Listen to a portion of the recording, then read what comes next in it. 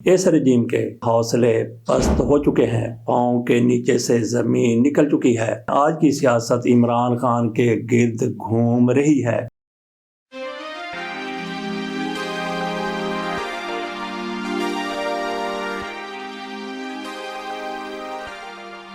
بسم اللہ الرحمن الرحیم۔ اس رجیم کے جس کے سربراہ جناب شہباز شریف ہیں، اس کے حوصلے پست ہو چکے ہیں، پاؤں کے نیچے سے زمین نکل چکی ہے۔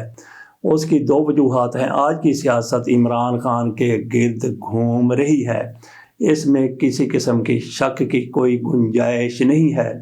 ان کے حوصلے کیسے پست ہوئے، ان کے نیچے سے زمین کیسے کھینچ لی گئی، کتنے زیادہ پریشان ہیں، اس کی دو وجوہات ہیں۔ ان کی طرف سے یہ دعویٰ کیا گیا تھا کہ تحریک انصاف 26 نومبر کے بعد اب کبھی نہیں اٹھ سکے گی۔ جو کچھ اس کے ساتھ کر دیا گیا ہے، ایک طرف تو یہ ماننے کے لیے تیار نہیں ہے کہ وہاں پہ اتنا زیادہ ظلم ہوا ہے، اتنا زیادہ ستم ہوا ہے، اتنے لوگ مارے گئے ہیں۔ اس کے ساتھ ساتھ یہ بھی کہتے ہیں کہ ہم نے ان کو عبرت کا نشان بنا دیا ہے۔ ایک طرف ماننے کے لیے تیار نہیں ہے، دوسری طرف تڑیاں بھی لگا رہے ہیں۔ جیسا کہ ہم نے کہا کہ دو وجوہات کی بنا پر ان کے حوصلے، رجیم کے حوصلے پست ہو چکے ہیں۔ ایک تو انہوں نے جو کہا تھا کہ تحریک انصاف اب کبھی اٹھ نہیں سکے گی، وہ اٹھی ہے اور پہلے سے زیادہ زور کے ساتھ، جوش کے ساتھ اٹھی ہے۔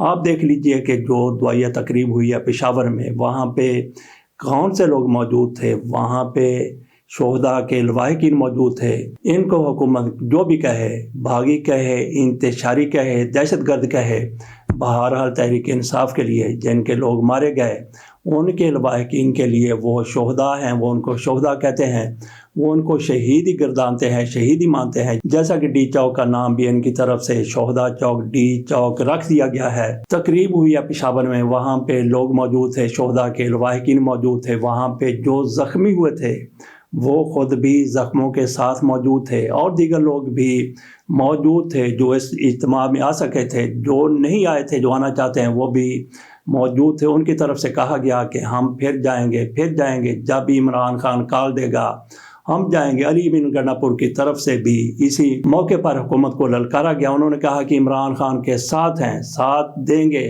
عمران خان کے ساتھ رہیں گے۔ ان کی طرف سے پھر سوال کیا گیا کہ ڈی چوک میں گولی کیوں چلائی؟ اس کا جواب ملنے تک سوال کرتے رہیں گے۔ جیسا کہ کہا کہ دو وجوہات کی بنا پر اس حکومت کے رجیم کے نیچے سے زمین کھینچی جا رہی ہے، لرز رہے ہیں، ڈر رہے ہیں، خوفزدہ ہیں۔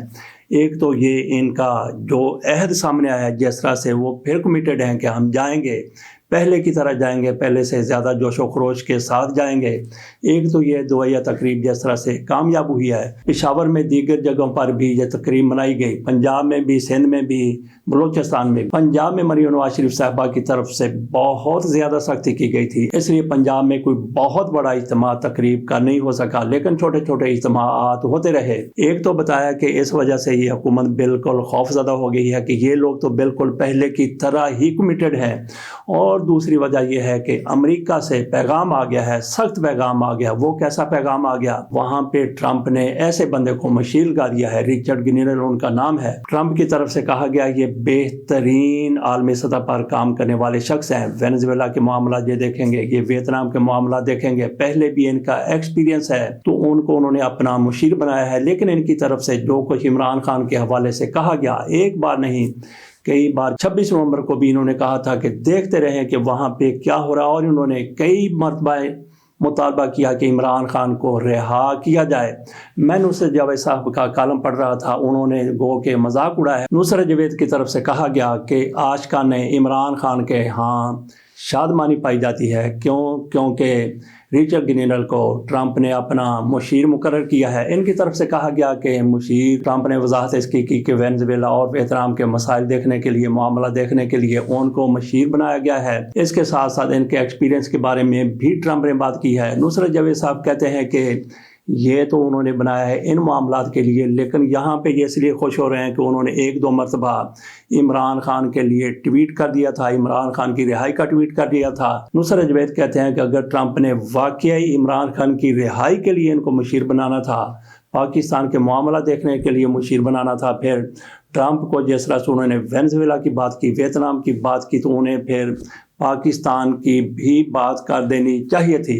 یہ نصرت جاوید صاحب کی طرف سے کہا گیا ہے۔ بہرحال رچرڈ گرینر کا خوف اس حکومت پر طاری ہو چکا ہے اور عمران خان کی رہائی چند قدم کی دوری پر رہ گئی ہے۔ اس سے پہلے ہم نے یہ بھی دیکھا کہ ٹرمپ کے ایک مشیر ہوا کرتے تھے زلمے خلیلزاد، جنوبی ایشیا کے، پاکستان میں بھی ان میں شامل ہے، افغانستان، پاکستان، انڈیا، وہ ان کی طرف سے بھی عمران خان کی حمایت میں بار بار سخت سے سخت ٹویٹ آتے رہے ہیں۔ رچرڈ گرینر کی طرف سے عمران خان کی رہائی کے لیے جو ٹویٹ آیا تھا، اس پر بھی ہماری حکومت کی طرف سے رد عمل کا اظہار کیا گیا تھا، لیکن زلمے خلیلزاد جب بھی بات کرتے تھے اس پر تو شدید رد عمل کا اظہار ہوتا تھا کہ آپ کون ہوتے ہیں پاکستان کی بات کرنے والے، اور امریکہ تک بھی پاکستان نے اعتراض کیا، احتجاج کیا، تو اس کے جواب میں امریکی وزارت خارجہ کی طرف سے کہا گیا کہ زلمے خلیلزاد کے پاس چونکہ کوئی عہدہ نہیں ہے، اس لیے اگر وہ عمران خان کی حمایت میں بات کرتے ہیں یہ امریکی پالیسی نہیں ہو سکتی، یہ ان کا ذاتی نقطہ نظر ہو سکتا ہے۔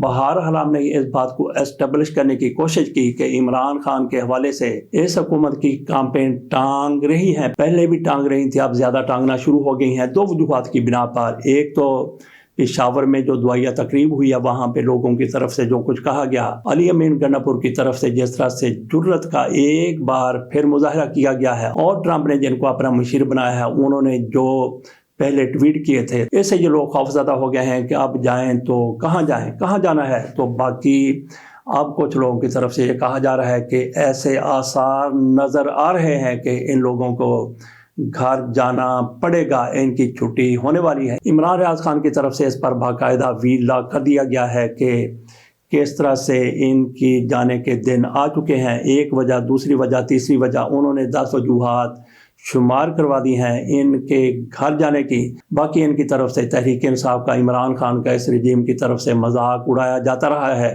اب بھی عطا تارڑ صاحب اسی حوالے سے بات کر رہے ہیں، جیسے کہ علی امین گنڈاپور کی طرف سے کہا گیا کہ عمران خان کے ہر فیصلے پر عمل کریں گے۔ عطا تارڑ کہتے ہیں کہ ان کی ہر کال ناکام ہوگی، اس کے باوجود بھی کہ وہاں پہ اتنا بڑا اجتماع ہو گیا، وہاں پہ لوگوں کی طرف سے جو کچھ کہا گیا، ان لوگوں کی کانوں کی کھڑکیاں سوائے عطا تارڑ کے سب کی کھل گئی ہیں۔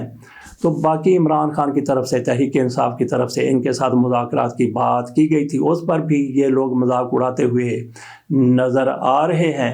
بہرحال تحریک انصاف اس وقت دو راہیں پر کھڑی ہے، ادھر یا ادھر۔ وہ دو راہ کیا ہو سکتا ہے؟ ایک طرف تو مذاکرات کی بات کی جا رہی ہے اور دوسری طرف سول نافرمانی کی بات بھی ان لوگوں کی طرف سے کی جا رہی ہے۔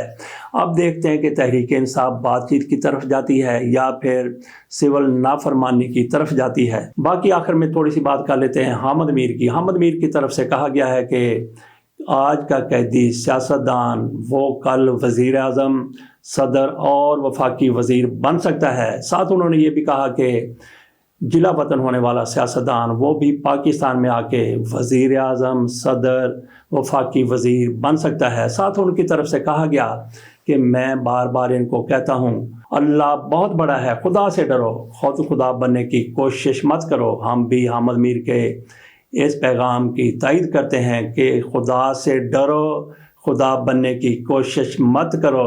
یحییٰ خان کی آخری زندگی کتنی قسم و پرسی میں گزری اس کا ہم اگلے ویلاگ میں ذکر کریں گے۔ وہ بھی اپنے آپ کو خدا سمجھتا تھا۔ اجازت دیجیے، اللہ حافظ۔